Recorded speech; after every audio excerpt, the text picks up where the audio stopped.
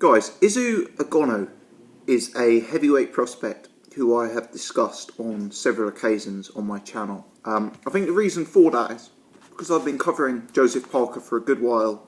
I guess you could say I got on the Joseph Parker bandwagon early on, and as a result of that, I had a few people messaging me and asking me about Izu Ugonoh. He obviously fights on the Joseph Parker undercards fairly regularly. They train together, and as a result his name kept coming up, and I looked him up a few times and made a few videos on him. The long and the short of it is, Izu Ugonoh historically for me has been a heavyweight who, yeah, I think he's an okay fighter. He does some things fairly well in there. He looks decent, you know, there's nothing wrong with him. But for me, he's not been a fighter who has convinced me that he is destined for the top level. I'm yet to see an X factor to his game. I'm yet to see elite level attributes to his game that I see in other heavyweight prospects. You know, certainly for me, he looks like a less exciting challenger than Joseph Parker himself, for example. I just believe Parker does certain things a lot better than Ugonoh, and there's very few things I can say in there that Ugonoh does that he does better than Parker, for example. So yeah, I've kind of had him as sort of one to keep half an eye on, but not someone I've been overly excited with. And part of the reason behind that is because of the level of opposition he's been in with. You know, Ugonoh's 15-0. He's known as a big puncher. He's got a high KO ratio, but a lot of people are known as big punchers when they're 15-0 because the level of opposition they've been in with flatters them. And if we're honest, Izu Ugonoh at this point has a fairly weak resume. You know, he's been in with the likes of Julius Long, which I guess is a semi-respectable fight, but he hasn't really fought anyone who you could say was even on the periphery of the top 50 in the heavyweight division. And on the Joseph Parker undercard, he will be fighting Ricardo Humberto Ramirez. Now, I'm a bit of a heavyweight nerd. You guys know that I like my heavyweight boxing. I know a lot of the heavyweights who maybe the average person in the street doesn't know. But I hadn't heard of this guy. And his record is 13-1, which, you know, isn't a terrible record at all. So I thought, let me have a closer look here. Let's see if this is actually a respectable opponent Izu's going in against. Let's see if this is a fight where we, you know, may learn something. And I've got to say, I know BoxRec isn't the key to fights. I know to fully analyse fights you need to watch fights, but you can glean things off BoxRec, and from what I've gleaned about Ricardo Humberto Ramirez, I'm really, really disappointed that Izu Ugonoh has been put in with this guy. So, BoxRec have him as the 219th best heavyweight in the world and the 7th best heavyweight in Argentina. We may come back to that later on in the video, actually. He started his career, and there's some debate as to how he actually did start his career. I put it up on Facebook, and a few people are telling me he started his career at light heavyweight, and I'm sure they're better educated than I am, but he started his career at light heavyweight against a guy called Jose Omar Lanquin. Now, Jose Omar Lanquin, I looked him up on BoxRec, and he is listed as a lightweight on BoxRec. So I don't know what weight class he actually did start his career at, but let's say it was somewhere between lightweight and light heavyweight. His second fight, where he was knocked out, by the way, was against Roberto Hernan Roig. And dependent on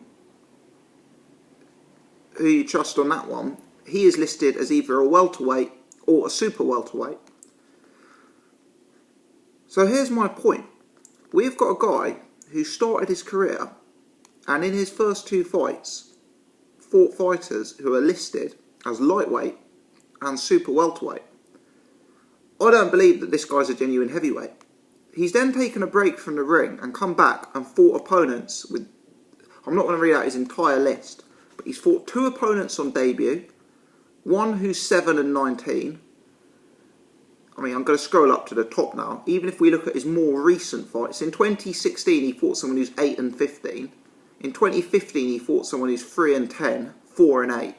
Yeah, this is a terrible, terrible level of opponent. Yeah, Izu Ugonoh is a 6'5" heavyweight prospect known as a knockout puncher. And he's going to be fighting a guy who lost a fight by knockout to an opponent listed as a welterweight or super welterweight. Now let's be charitable and say that the guy was a super welterweight. Izu Ugonoh's opponent was knocked out by a fighter who fights at 154 pounds. You guys have seen Izu Ugonoh. You know he's 6'5". You know he's well in excess of 100 kilos. You know how hard he punches. Now, I'm not convinced, by the way, that Izu Ugonoh is a Deontay Wilder puncher, or even a Joseph Parker puncher, or a David Price puncher. But Izu Ugonoh punches decent for journeyman level in the heavyweight boxing scene. And this guy lost the fight by knockout to a super welterweight.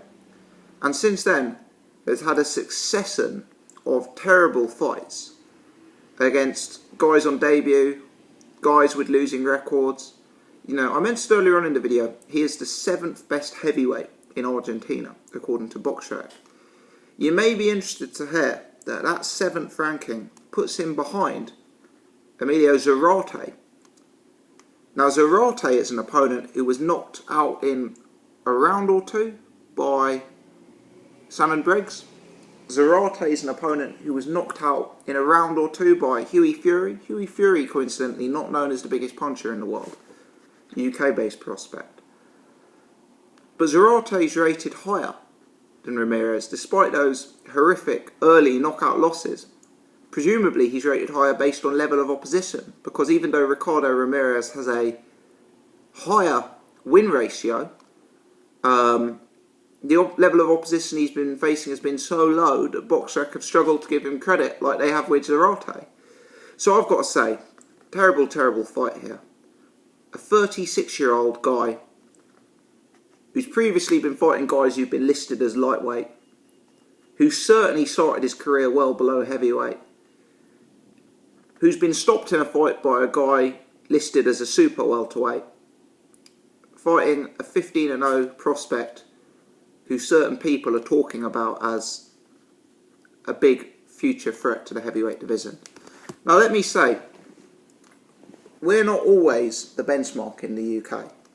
I know Anthony Joshua gets a lot of criticism for the level of opponents he's fought. I know Tyson Fury got a lot of criticism for the level of opponents he fought prior to his win over Vladimir Klitschko. But this is something else. You know, I've been watching heavyweight boxing since I was about 10 years old. And I don't think I have ever seen a heavyweight prospect at 15-0 take on an opponent who was knocked out in the super welterweight division, or knocked out by an opponent who contests in the super welterweight division. I mean, this is bizarre. And if you're an Izu Ugonoh fan, you've got to ask yourself, what is the purpose of this fight? Because let me tell you, if Izu Ugonoh does not stop this opponent in the first 2 rounds, he's going to take a huge nosedive in terms of how I perceive him. Yeah, Izu Ugonoh should be blowing this guy out with the first punch he lands. Yeah, for me, this is not a win-win. This is a lose-lose. If Ugonoh knocks him out in 2 rounds, I'll think to myself, wow, I'm surprised it took him 4 or 5 minutes to get this guy out of there. You know, it's very hard to look good and to make a statement against an opponent of this calibre. And perhaps more importantly than public image and statements and everything like that, it's impossible for a guy like Izu Ugonoh to learn anything off an opponent at this horrifically low level. What that means is when it does come time for Izu Ugonoh to step up and to have a real fight, he's not going to be fully prepped. He's not going to have the tools in his armoury. He's not going to have the experiences to fall back on that can make him a championship calibre fighter. You know, I know it's harsh stuff, and I know I was very critical about the Joseph Parker fight the other day, but this really is woeful. Both Parker and Ugonoh are taking massive step downs here at a time in their careers where their learning fights should be totally key to their development. I'm very disappointed in this fight, as you can tell. I don't think it's doing Ugonoh any justice. I don't think it's helping anyone. And I think it's bad for the sport of boxing. Let me know your thoughts. Whether you agree or disagree, please comment below. If you've enjoyed the video, please hit the thumbs up. If you're new to the channel, do subscribe. I'm going to try and do some post-fight videos soon after the Parker fight, maybe even after the Ugonoh fight, presuming this opponent makes it out of the first few seconds. Let me know your thoughts, guys.